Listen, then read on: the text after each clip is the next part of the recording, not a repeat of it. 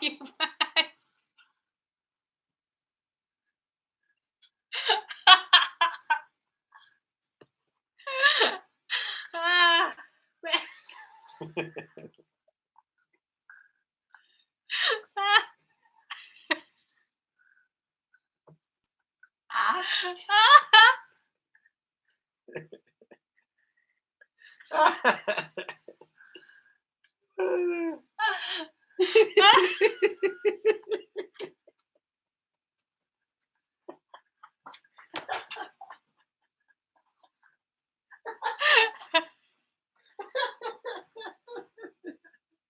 Ah, okay. Can't do you. Hi, everybody. This is Juno. I'm from Salva.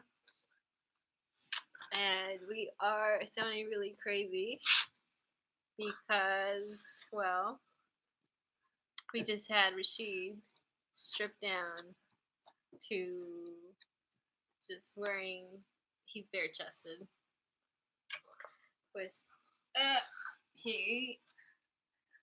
he has a reason for that. He had like 3 layers of his work stuff that he slept in last night. And he's just getting changed for the first time today. I'm still wearing what I went to sleep with last night. And Juno, well, he's actually the only one who got changed. Well, and Rashid, come. So this podcast is called Mole, Curry, and Bagels too. And we are streaming from Brooklyn, and specifically in Sunset Park. And today we are joined by a very special guest called Juno. Yay, Juno. Juno is 8 months. And this is Rashid. Fun. So, Rashid, can you kick us off and tell us what mole, curry, and bagels too refers to? So delicious. He just farted. Yes. Very important. In one way and out the other. And out a different hole. Well, I think mole, I can't really say what mole is. I just know that it's delicious. I really like to eat it. My first experience with mole was with Rosalba. Sometime I want to say I think it was when I went to your. I think the first time that I went to Madeira. Okay, so Madeira, California. Yeah, and I had the because there was a pozole that we had that had mole in it. And then, so pozole is like this soup that's with hominy. The hominy, I think it's the same thing that they make the grits out of. That particular type of corn. It's corn. Yep. So mole is like a sauce, sort of creamy, saucy. Creamy sauce made out of like 20 different ingredients, like several different types of peppers. It can be sweet, it can be spicy, it can be a combination of both. Usually, so definitely you have peppers in there. You have sometimes chocolate, peanuts. It can be or almonds. I'm sorry, almonds. It can be vegan. It can be vegetarian, and it really something I grew up with, and it's from Oaxaca. Well, it's not from Oaxaca. There's definitely, sure, a lot of different states in Mexico who, like to take claim of it. But I grew up with it at home for several. We would my mom would prepare it for special occasions, so Christmas, New Year's, that sort of thing, and birthdays and parties, and people. I would see like men making like big batches of it, like this much, um, or big fiestas in Mexico. So yeah, but originally my family's from Oaxaca, so mole is very dear and close to my heart. And what's curry? Well, curry comes from India, um, and the curry that I know is a Trinidadian curry, but which is has like Indian origins and roots because during the colonial period, the Indians were brought to Trinidad by the British Empire to build the railroads in Trinidad, and that's how the Indian cuisine um, really got introduced to the islands, and that's the curry that I know, which is like more.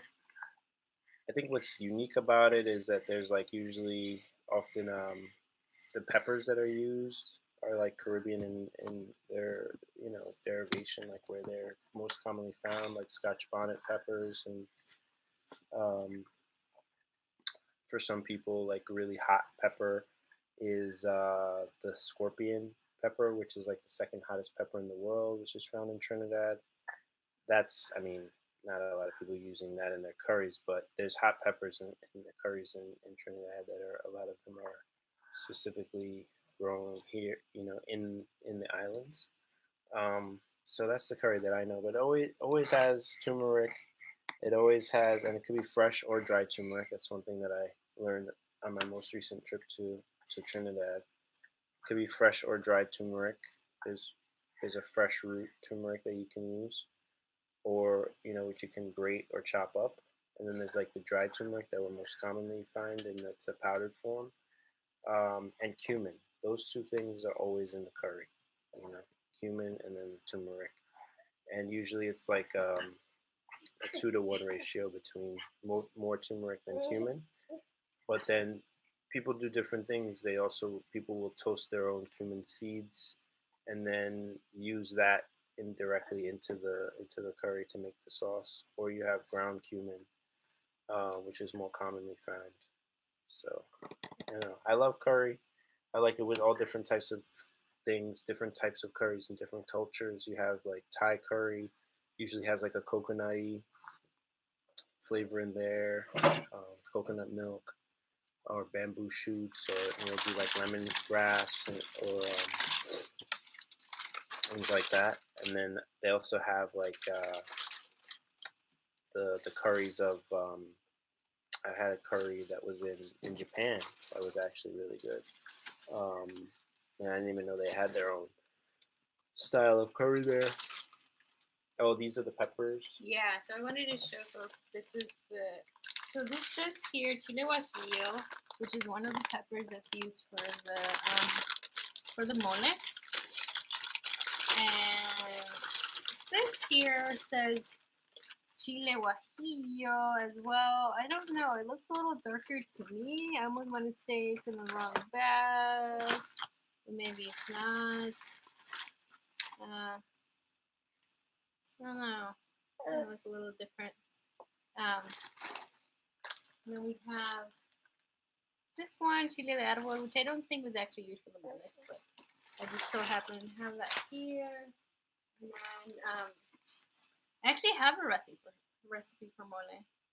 I need to prepare sometime. And also very important ingredient for mole is garlic and sesame seeds. And as I said, it can be vegan, so I think usually it can be replaced. Like the uh, the almonds are used can be replaced with to make it more creamy. Can be used with plátanos or with bananas. So yeah, and people also put like vegetable. They'll put like chicken broth to like make it more savory. Um, and yeah, that's a little bit more about mole. People can. I'm kind of snobby about mole. Like my, so people can also buy mole in the store pre-made, buy it in bags. But I've never done that, and I don't think I want to go in that direction. But no shade to people who do. So yeah, and Mama's snobby with mole.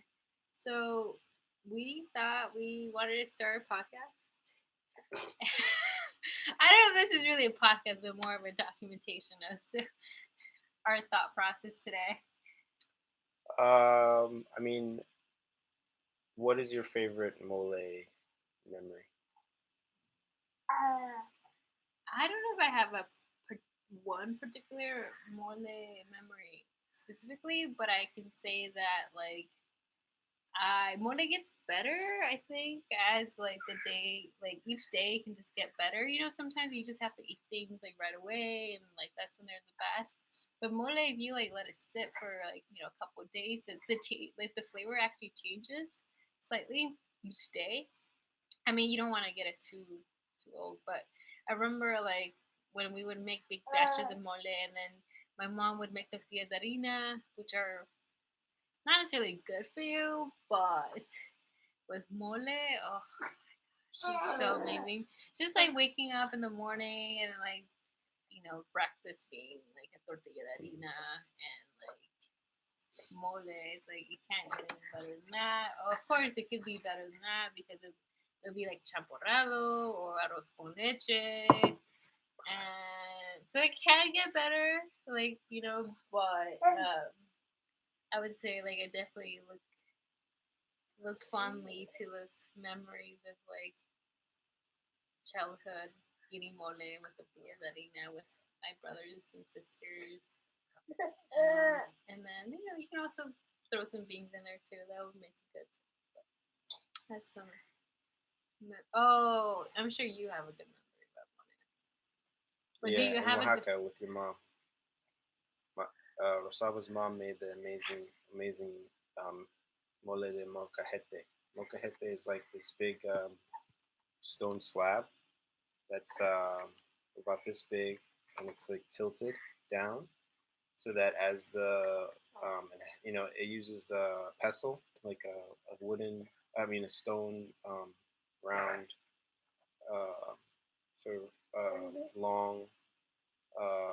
It almost looks like what you call it, a rolling pin, but it's just made out of stone to grind all of the different ingredients in the mole. So you have like chilies roasting like on an open fire with on a pan, like that smell is coming in, and then as those are like toasting, she's like grinding previously roasted chiles, and then like the peanuts and like chocolate and like everything that goes into the mole. And she's like doing it by hand, like very, very, intensely for many, like for hours actually. So like literally her like sweat was in this mole, and it was super hot, and it was really good. And I was eating it, and I was like, um, definitely like had like snot like dripping down my nose because of the heat of it was so intense. But I couldn't stop eating it. I just kept eating it. We had like these fresh, what do you call them? Totopos? Yeah. Like the crude, uh, like straight up just like corn tortillas, like thick ones that are like dried to like dip into the mole. And I just couldn't stop eating Sorry. it. I couldn't stop eating it. Juno just kind of Yeah, that was flipped his amazing. nails in my breast. Yeah, shout out to Rosaba's Bob. Amazing. He said, man, yeah, I don't know how you do it. But it was an incredible experience. I'll never forget it. And what's a good memory that you have with mole? I mean, of curry. Oh yeah. So I made a lot of curries before, and but there was one that I made that was like there was a time I made like a stir fry, and then I did a curry. It was kind of I think it was cooking for the domes. So good. so the Domes is this like community that we lived in UC Davis. It's a communal living situation, and literally the houses look like little golf balls that are like sunken into the ground, but we actually lived in them, and they're like fiberglass huts basically, with their apartments. And You made curry. I made a curry once there. I don't even think I was thinking about making curry at the time initially, but then I just like had all these vegetables going in, like carrots and um, I want to say like sweet potatoes and some like bell peppers and onions. And then I was just like, oh, make this curry. And then I realized I had some coconut milk, and I threw coconut milk in there. Um, and it came out really good. Coconut curry is one of my favorite things. Coconut curry with shrimp is on a different level. Uh, that's a really good dish. Actually, we should make that sometime soon. I'm hungry. Yeah, this is gonna be. We can't do this for much longer. We have to go eat something. Yeah. Oh, that. But we do have to mention that bagels. So we said M bagels too, which I think is kind of the working title. Oh yeah, But bagels. so So I'm recently, my mom made bagels for wait. I have to say. Christmas or New Wait, Year's no, Day. I New know, Year's I Day. know, I know you. I know she did. We are going to talk about that, but I do want to say that I came up with that, and then so as you can see, I can hear most of the name is sort of related to like our identities, where we come from, um, and also talking about sort of like just about ourselves and about each other um, and the cultures that we are sharing with our kids and so and so bagels I was like okay so like my just to make clear like my family's from Mexico. I grew up in California and mole is very close to like my indigenous roots and just something that I think of as being very sacred. And perhaps one of the reasons why I don't make mole is because it's like mess it up. So, but this year it is my intention to make mole because of that. I have to. I feel like this need to like continue, sharing that with my family, with my kids, and even if I do mess it up, at least I'm trying to like reconnect. So that's kind of as to why we're talking about mole, why we're talking about curry, why Rashid is going to talk about bagels and how that's part of his identity, I guess. Uh, Bagels. Yeah, I mean, there's no Jewish person in New York City that doesn't. Um, even if they don't like bagels, maybe they might be gluten intolerant and things like that. But you're still gonna acknowledge the connection between the Jewish culture in New York and bagels. So my mom, like I've eaten like hundreds of, I don't know, even thousands of bagels in my life, and you know, but and definitely like my mother's family's like Jewish and um, not religiously, but like cultural background is in Jewish culture and tradition, and that side of my family definitely loves bagels. I mean, there would I would be lying if I said like there weren't like many culturally um, significant events or like holidays and things like where there weren't bagels. Bagels were always around, but never before had my mom ever tried making bagels. Um, but she made them for New Year's about um, now like 5 weeks ago, I have a picture of that. and they came out amazing. They were amazing. It was like they were really really like these works of art. They were kind of like tiny, so they were like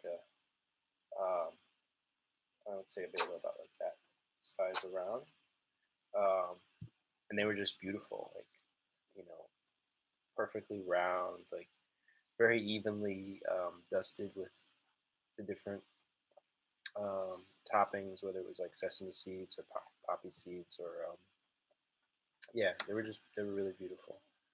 And I think he posted that on Instagram. I think she posted Um, it, which is yeah, and yeah, it was a lot of fun to just have those. My sister also helped me with making them. Maya, shout out to Maya. What up? mm, And yeah, it's just kind of like reminds you like when there are different foods. You is know, that the for holidays Christmas? is a time when you kind of get reminded of like different foods that are like part of your culture and that are part of um, your heritage and stuff like that. I don't know that much about actually how like Jews got into the bagel game or how like bagels came to be like associated with Jewish culture in New York, but I find it fascinating, and I will do some research. The next time we talk, maybe I'll know some more about that. All right, this is getting long. That's it. That's All it. right, But I peace do out. no wait. I did want to mention we have two boys, and the other one is not here right now. Hatue. Yeah. Juno. So just wanted to acknowledge our first little one. Maybe Yeah. next time he'll be on this. Oh no. Sorry. All right. All right. Bye. Bye. Bye. See you later, World Wide Web. How do we stop this?